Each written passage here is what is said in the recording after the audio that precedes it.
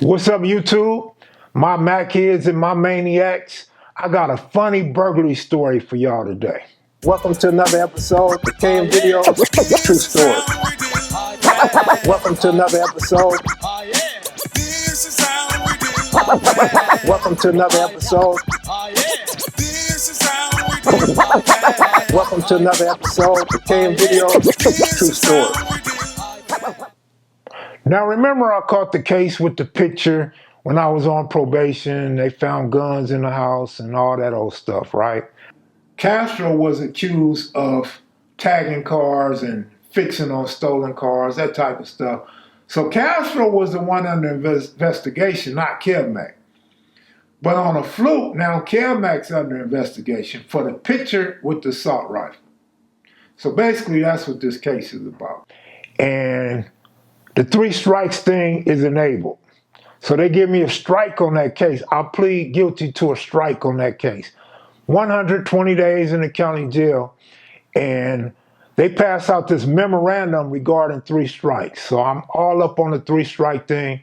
People are coming from court going crazy, hysterical about this 3 strike thing because you got old men that's striking out for cases 20 years ago. Here comes 1991. My brother goes back to prison for burglary, and Rosco goes back to prison for another shooting. And so I get out. Rosco gets out, and my brother get out. I took a lick, went to jail, did my time, came out. Money wasn't like it was when I left. So I got out the game. But Kev Mac, he continued to gamble, never stopped. I'm talking about this guy, man. He went from backyard crap games, man. This dude bet on all kind of sports. He bet on a dog race, man. Dude, the bet that a snail is faster than the next snail. Dude just got the bet. Now remember, we're in 1994. So I'm telling Rosco and Bam about this 3 strike thing, and they arguing me down that that's unconstitutional and you can't go to jail for that. I'm stupid. I believe anything the white man say. It's a scare tactic. You're gullible. You're a sucker. So they clowning me, and I feel a little stupid, but I'm also trying to let them know, y'all gotta quit messing up now. It's time to get your life in order. Do something that's not so violent to get you some money, or go get you a good ass job. I'm not really one to talk because I was doing my thing the whole time they was doing their thing too, right? Me and my brother had always referred to Rosco as Hungry Jack. That was the nickname we gave him because he was always hungry for a lick. This before Thirsty became popular when we gave him that name, because he's not turning down no licks. He wouldn't even turn down his collar if he didn't have to. Rosco was a lot of things. He was a husband, he was a carpenter, he was a hobbyist, he liked to build bicycles, he was a jacker. He was a whole lot of things, but he wasn't a burglar. So one day, Rosco comes by the house and he wants some money. Nothing new, Rosco always wanted some money. And I tell Rosco, come on, let's go get some money. How we gonna get some money? Let's go do a burglary. He said, what is you, a cat nigga? And I'm like, what's that supposed to mean? He responds by saying, he's a big bad wolf. So I'm like, all right, big bad wolf, get your big bad ass in the car. What are you, a quiet burglar? You sneak in people's house while they sleep? So I tell Rosco, I'll be anything you want me to be, but Bank of America. You always come over here looking for a way to get some money. He say, fool, who you talking to like that? And he backhands me in my chest. And he laughs. Then he does this little thing where he grabs me like by the heart and say, fool, come on, let's go. So we jump in my car and we roll to Windsor Hills. And we up there and we find this house on the corner, big old house on the corner. And I tell Rosco, go knock on the door. And he laughs. I said, no, for real. I said, that's all you gotta do is knock on the door. I'll do the rest. So Rosco goes, knocks on the door, rings the doorbell. He said, nobody answered. I said, that's perfect. So I get out and I'm cracking the door open. Rosco say, what are you doing, fool? I said, I'm getting in the house. So he pushes me, and Rosco kicks the door real hard, makes a loud boom. And I said, nah, man, you don't kick the door, it makes too much noise. He said, fool, just watch. Boom, he kicks the door again, and the door busts open. Big, loud, sound like an echo up in the hills. So we go up in there, and Rosco, he's not feeling well. His stomach is bothering him, so he has to take a shit. So while Rosco goes to take a shit, I'm scamming through the house. I'm grabbing things and I'm stacking them up. And I say, Sco, I'll be right back. Sco said, no, where you going? I said, I'm going to move the car. And he says, well, hold up, I'm going with you. So we go outside. Since it's a corner house, I had popped the garage. I drive the car up in the garage and I shut the garage. This way can't nobody see us load the car up. Rosco said, you a damn fool. I said, you a damn fool for coming with me. And you a damn fool for doing a burglary with your violent record. So we go back in the house and I find this jewelry. And Roscoe's like, oh shit. So Rosco grabs some jewelry and put it in his pocket. I said, what you doing? He said, man, I'm gonna give this to my wife. I'm like, all right, just put it in pillowcases. We'll split it when we get to the house. Rosco used to always have this thing where he can make his nose and his eyebrows move up. So he does some shit like he understands, but somewhat rebellious. I hear some cars pull up, so I look out the window and I see a sheriff car and some LAPD cars.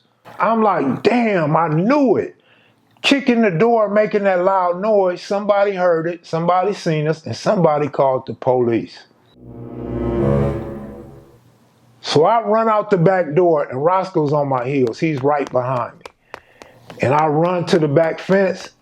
I'm gonna hop the back fence, but I see some more police. So we can't do that. There's a little white shed. The shed was full of garden tools, paint buckets, and all kind of other miscellaneous items. So I open up the shed and I'm gonna hide in the shed. Roscoe's right behind me, and he said, fool, what you doing? I said, I'm gonna hide up in here. He said, well, what I'm gonna do? I don't know, hop the fence, go hide somewhere. So Roscoe's like, fool, what you doing? So I'm like, all right, so if Roscoe gonna get caught, I'm gonna get caught. So I come out the shed. We hop the neighbor's gate. We hop the neighbor's gate, and you could kind of see the police in between the two houses. The next gate got dogs, and the dogs are barking. My spidey senses kick in. We got to do something, and we got to do it fast. So I see this screen going up under the house. I pull the screen off. I'm skinny as hell right now. And so I slide up under the house. Roscoe's behind me, and he's stuck. Rosco can't get up under the house. So I'm like, damn, cuz. I'm like, you gonna get us caught. Rosco used to sweat a lot, so he's sweating. And it's kind of funny, but there's no time to laugh. So I tell him, get back out, put your legs in, hold your arms out like you're swimming. So Rosco sticks his legs back to me, and I pull him, and he's crawling while I'm pulling him, and we both get up under the house.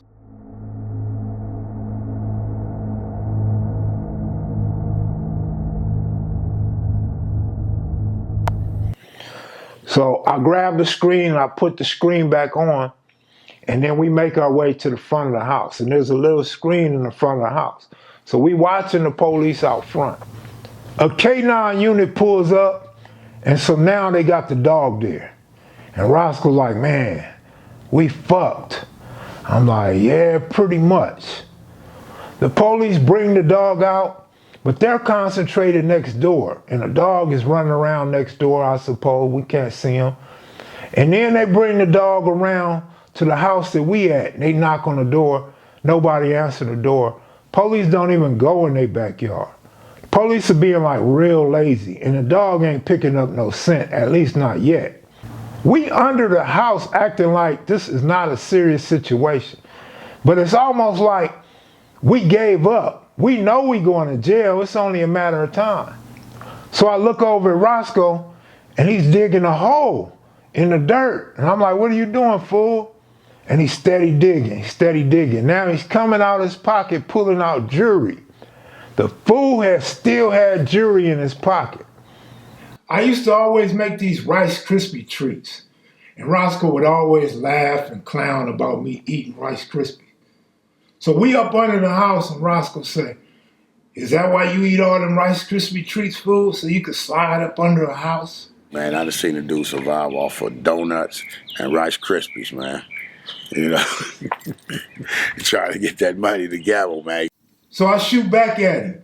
"If you didn't eat so many Top Ramen and Kipper snacks, nigga, you'd be able to fit through that hole easy too. We literally gonna talk ourselves into going to jail." So we're up under the house for about 3 hours or so, maybe 3.5 hours, and the school lets out. You hear the bells at Windsor Hills Elementary, and the police are leaving. One by one, they leaving, and they out of here. So we come from up under the house. We hop the fence, and then I grab a pile of stuff that I had piled up, put it in the car, in the garage, pop the garage, and we roll out. And Rosco said, "Man, I didn't even get nothing. All I got is this ring." I said, "That's enough, man. Your wife will be happy." He like, "Man, how much you think I get for this ring?" I said, "Shit, you probably get 100 or two." He like, "You fool, you crazy. This like 5,000 right here." I'm like, "Yeah, whatever. They not paying us 5,000 for no ring. You be lucky you get 200. So he said, "How much you want to bet?" I said, "Bet 100. So he said, "All right, bet 100. So we go to this jewelry spot on Crenshaw, and Rosco pulls out the ring.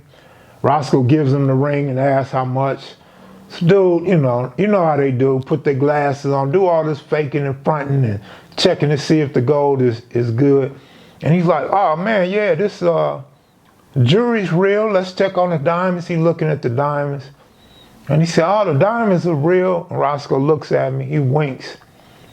And dude say, "What you trying to get for this?" And Rosco said, "Whatever you trying to give me." He said, 200. And I fall out laughing. And the jeweler doesn't know what I'm laughing at. So he said, "What's so funny?" Like he's offended. And I say, "Ain't nothing funny." And so Rosco say, "Nah, fool, you tripping. Give me 500. He said, "No, I'm sorry, I can't give you 500. It's a nice ring, but here, you go on and take your ring. It's more valuable to you than it is to me." So we leave. And Rosco wants to go all over town to try to find a place to give him more for that ring. And I'm telling him, any other spot's gonna want your ID and you're gonna go to jail. So Roscoe's like, "Damn, man, take me to the 50. So we go down to the catwalks, and Roscoe's trying to find somebody to buy the ring.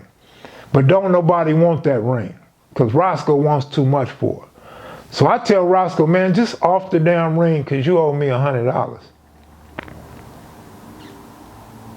And he says, "Man, we did all that for $100? I said, "No, you did all that for $100 because you bet me 100 and I still got a gang of shit in the car." So Rosco sells me the ring for $100. I end up taking the ring back to the jewelry spot and asked for 300, and he gave me 300. So I made a profit of $200. When we get back to my house, Roscoe's telling me how crazy me and my brother are. He's talking bad about people that do burglars. He say it's too much work and not enough money and all this old stuff. And I'm telling Rosco, do your thing, and I'm gonna do my thing, but when you come asking me for some money, you already know we're gonna have to go do something to get that money. Now see, Rosco used to always come across licks and get him a sack, but Rosco wasn't no natural hustler. After all this, my brother goes back to prison in less than 60 days for another burglary. Now he's facing 3 strikes. Me and Rosco still on the street doing our thing, and we pull off this robbery. Y'all familiar with the Benoit Benjamin robbery. And then Rosco catches a carjacking. Rosco robs a dude for his car, an SS on Dayton's. Goes on this high-speed chase. Helicopters, all kind of police and police sirens. And I'm looking, I'm trying to see what's going on. And here comes Rosco flying up the street, stops in my house. Police get him, he goes to jail. Dude doesn't take the stand on him, so Rosco ends up getting a violation.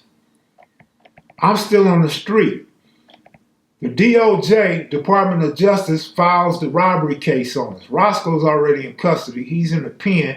They call him back down to the county jail. They hit my house. Now I'm on the run.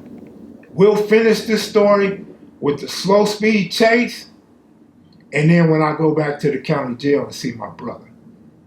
Thanks for watching. Be sure to hit the like button. If you're new to the channel, be sure to subscribe. Much love, y'all. Salute.